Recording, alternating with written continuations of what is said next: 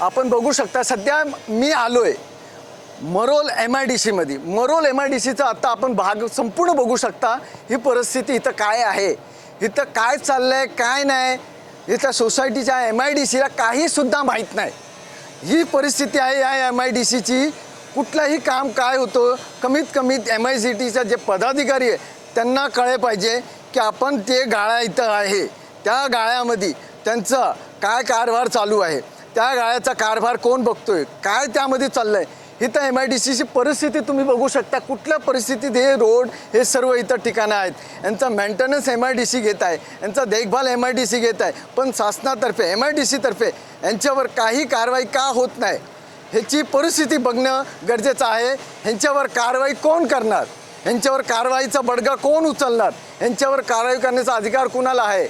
आपण यांना सर्व माहितीसाठी आपण वरिष्ठांना विचारूया। यांच्या वरिष्ठांना बघून आपण विचार करण्याच्या फार गरजेचं आहे की MIDC कशासाठी बनवली आहे, शासनानं MIDC बनवण्याचं कारण काय आहे ते आपण त्यांच्याकडून विचारूया। झालंय काय काय आहे तुमचं, काय म्हणणं काय? अहो मी काय बोलतोय की कशासाठी हे करताव, काय कामासाठी विचारतो। आपण इथं मालक आहे, गालाधार मालक नाहीये, आम्ही रस्तेवाले माणसं आहोत। म्हणजे तुम्ही मेंटेनन्स भरता हा, ना? हा. तेच विचारायचं मला, तुम्ही मेंटेनन्स कशाला भरता? खाली करा।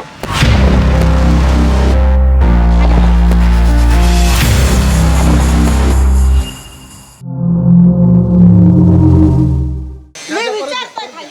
तुम्ही माईक का फेकलं? फेकलं नाहीये, माईक तुमचा नाही, असा हाताला नाही, लावला. माईक तुम्ही तुम्ही का दिलं फेकलं? पकडलं. माईक फेकण्याचा अधिकार आहे तुम्हाला? अहो मी काय सांगते मग? तुम्हाला साहेबासारखं विचारतोय तुम्ही की काय विचारलं, तुम्हाला झालं। काय विचारलं, तुम्ही कोण काय तुम्हाला अहो काय कोणी त्रास नाही, आहे? आम्ही तुम्ही बोललो बोला. ना, आम्ही रस्त्याने फिरतोय, आमचं काम आहे असं तुम्ही बोलू शकता विचारलं ना, आम्ही मी। तुम्ही बोला ना आम्ही असं. विचारतोय तुम्ही बोला असं, तुम्हाला। तुम्ही माईक फेकून दिलं म्हणजे फेकलं नाही मी, असं केलं तर तुमच्या हाताने धक्का लागला, तुम्हाला तुम्हाला धक्का नाव लागला। सांगा जरा। अहो आमचं नाव काय बी असू द्या, सांगा ना मला, नाही काय बी। हा तर MIDC चला मी येतो। कॅमेरा ऑन आहे, तुम्ही कॅमेरावर आले हे लक्षात ठेवा।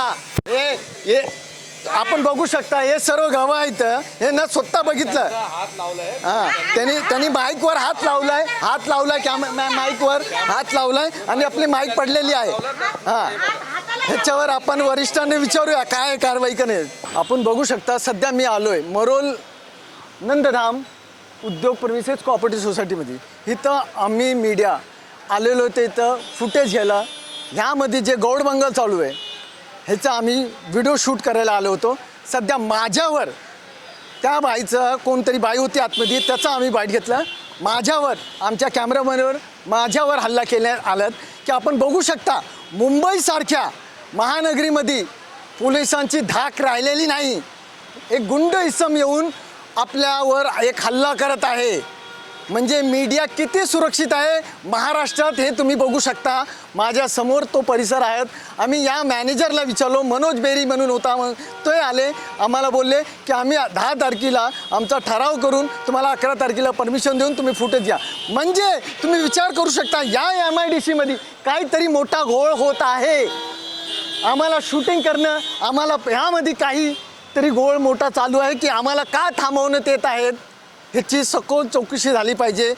महाराष्ट्र पोलीस, उपमुख्यमंत्री, मुख्यमंत्री यांना आपण मीडियावर हल्ला होत असतात तर ही सरकार कसली, आपण हे विचार करू शकता।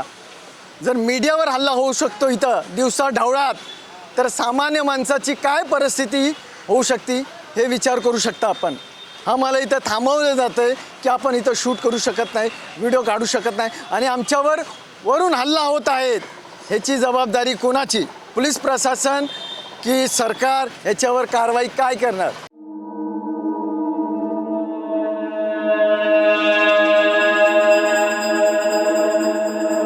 कॅमेरामॅन किशोर गायकवाड संग मी चंद्रभान मौर्या। न्यूज मराठी 24/7 नवा भारत नवा विचार।